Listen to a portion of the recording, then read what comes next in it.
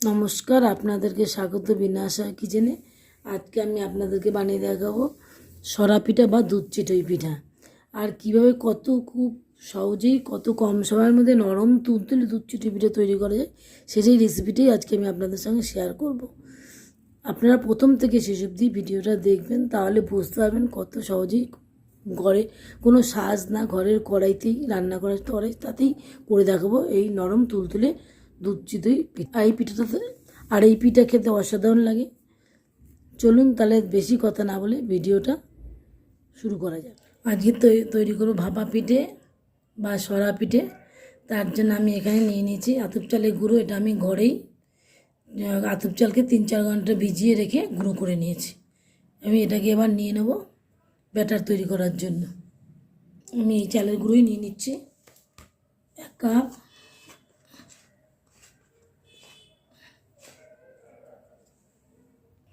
আর 1 cup, 2 cup, মোট 3 cup চালের গুঁড়ো নিয়ে নিলাম। নিয়ে নিচ্ছি 1/2 চামচ লবণ। এটাকে আমি ভালো করে মিশিয়ে দিচ্ছি।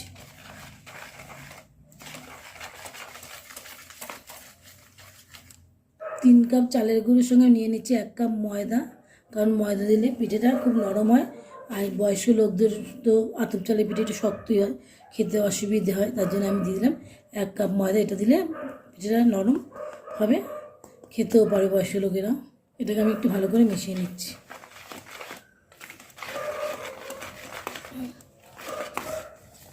এবার আমি ব্যাটারটাকে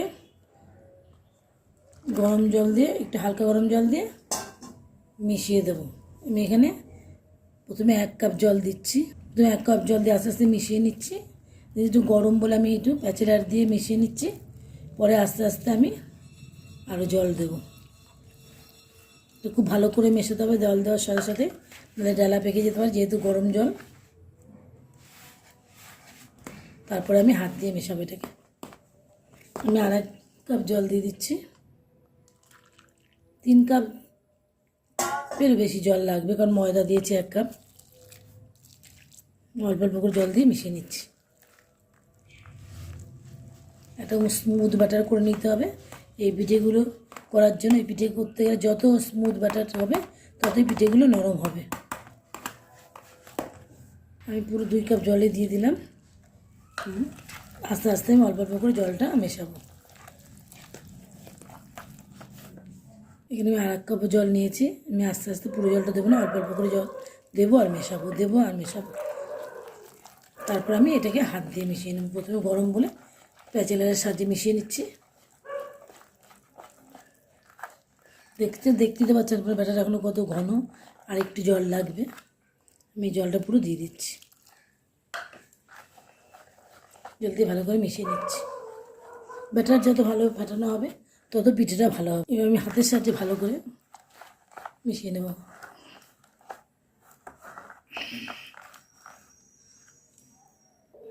ব্যাটার খুব ভালো করে হাত দিয়ে এরকম ফেটিয়ে নেব, যাতে কোনো রকম ডালা পাকিয়ে না থাকে।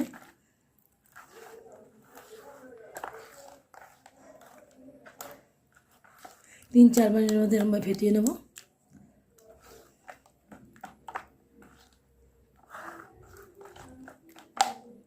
এটা তৈরি করতে আমার মোটামুটি এই 3 কাপ জল লাগলো। এটা আমার ঘরের চাল, ভেজা চাল গুঁড়ো, তাই আমার কম জল লেগেছে। আপনাদের হয়তো বাজারের শুকনো চাল দিয়ে করলে হয়তো আর একটু জল কম বেশি লাগতেই পারে। আমি ব্যাটারটা খুব ভালো করে আমি একদম স্মুথ করে নিয়েছি। এটাকে আমি 10 মিনিট ঢাকা দিয়ে রেখে দেবো। 10 মিনিট হয়ে গেছে, দেখুন ব্যাটারটা পুরো একদম পারফেক্ট হয়েছে। এবারে আমি এর মধ্যে দিয়ে দিচ্ছি 1/2 কাপ নারকেল কোড়া। এটা যদি আপনারা দিতে চান দেবেন না, এটা দিলে এই সরা পিঠাটা খেতে খুব স্বাদ হয়। আমি এটাকে মিশিয়ে দিলাম এর মধ্যে।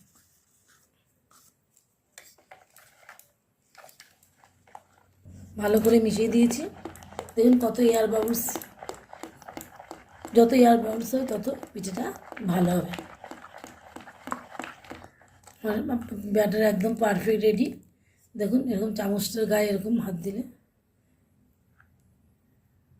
বুঝতে পারবেন যে আপনার ব্যাটারটা একদম পারফেক্ট হয়ে গেছে। এবার আমি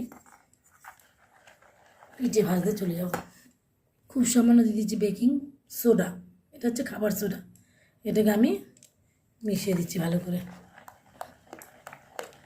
এটা ঠিক করার আগেই আপনারা দেবেন, এটা দিয়ে বেশিক্ষণ রাখা যাবে না, সঙ্গে সঙ্গে পিঠাটা তৈরি করতে হবে।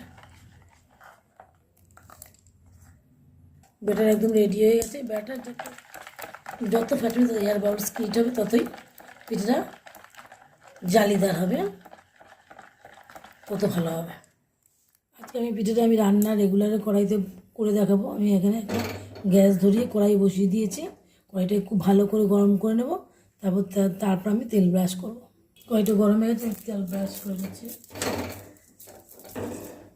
এবার আমি এর মধ্যে দিয়ে দেবো পিঠাটা। ব্যাটারটাকে ভালো করে ফেটিয়ে নিতে হবে একবার করে।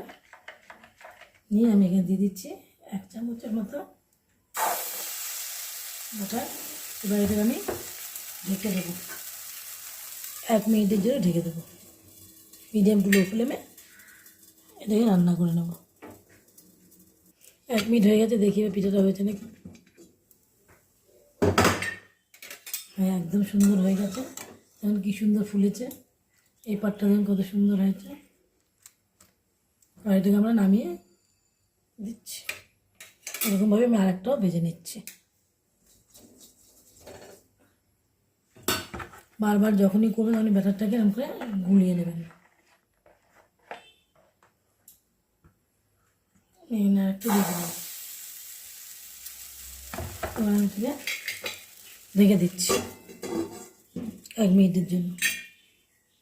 আমি এখানে একটা কড়াইতে, পাশের কড়াইতে দুধ বসিয়ে দিয়েছি, 1 লিটারের মতো দুধ। এটাকে আমরা আগেই জাল দেওয়া ছিল, এটাকে আমি আরেকটু জাল দিয়ে ঘন করে নিচ্ছি। 1 মিনিট হয়ে গেছে, আমি এটাকে খুলে দেখছি। দেখুন কত সুন্দর জালিদার একটা পিঠে তৈরি হয়েছে, এরকম ফুলেছে, কত সুন্দর জালিদার পিঠে। আমি এরকমভাবে সবগুলো করে নিচ্ছি।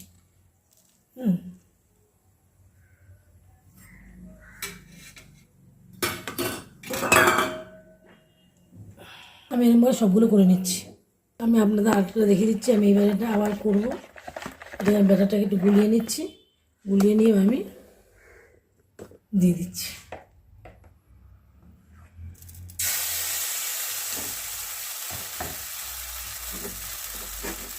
রেখে দিচ্ছি আমি 1 মিনিটের জন্য। 1 মিনিট পরে আমি এটাকে আবার খুলে দেখব। দেখুন কত সুন্দর জালিদার পিঠাটা তৈরি হয়েছে, কত সুন্দর, একদম নরম নরম, সব একদম তুলতুলে ফুলেছে, কত কত সুন্দর। এরকম আমি সবগুলো করে নিই।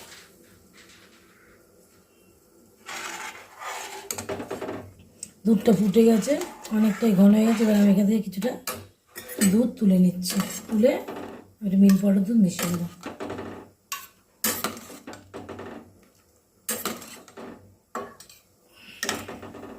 এই দুধের মধ্যে আমি দিয়ে দিচ্ছি 1/2 কাপ মিল্ক পাউডার।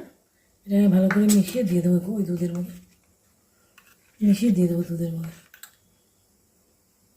দুধটাকে খুব ভালো করে মিশিয়ে দিয়েছি, মিশিয়ে নিয়েছি। এবার আমি এটার মধ্যে দিয়ে দিচ্ছি, ভালো করে মিশিয়ে। আমি এখানে 250 গ্রামের মতো গুড় নিয়ে নিয়েছি, এটাকে আমি এই দুধে দিয়ে মিশিয়ে দিচ্ছি। গ্যাসের ফ্লেমটাকে একটু লো করে নিয়ে গুড়টা দুধের মধ্যে দিয়ে মিলিয়ে দিচ্ছি।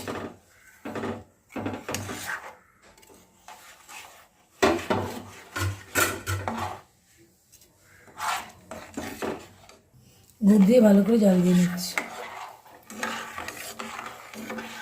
গুড় দেওয়ার জন্য একটু পাতলা হয়ে গেছে, এটাকে আমি একটু ঘন করে নিচ্ছি। এখানে আমি 250 গ্রামের মতো গুড় দিলাম। যদি আপনাদের আর একটু কম বেশি মনে হয় তাহলে আর একটু বেশি করে দিয়ে নেবেন।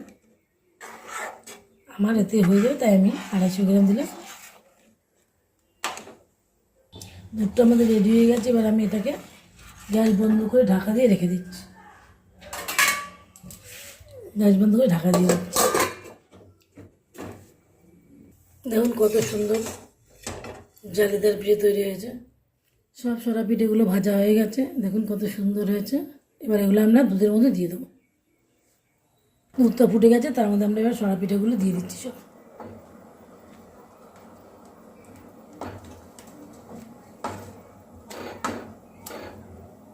দুধের মধ্যে দিয়ে দিয়েছি। এবার এগুলোকে আমরা ঢেকে 3-4 ঘন্টা রেখে দেবো, ঢেকে তারপরে আমরা এটাকে সার্ভ করবো।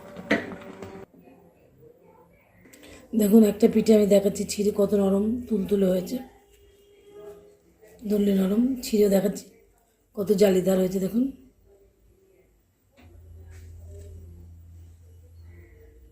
জালিদার হয়েছে, নরম তুলতুলে জালিদার। আমার মতো আমার রেসিপি ফলো করলে আপনাদের এরকম নরম জালিদার তুলতুলে পিঠে তৈরি হবে। দেখতে যেন অসাধারণ, খেতেও তেমনি খুব ভালো হয়েছে। আমি ঠিক যেই রকমভাবে করেছি আপনারা ঠিক এরকমভাবে করলে আপনাদের পিঠেগুলো ঠিক এরকম নরম তুলতুলে এবং অসাধারণ হবে খেতে। আর আজকে আমি কোনো সাহায্য করিনি, ঘরে যে রান্না করার কড়াই সেটার মধ্যে আমি করিয়ে দেখিয়েছি, কত সুন্দর হয়েছে।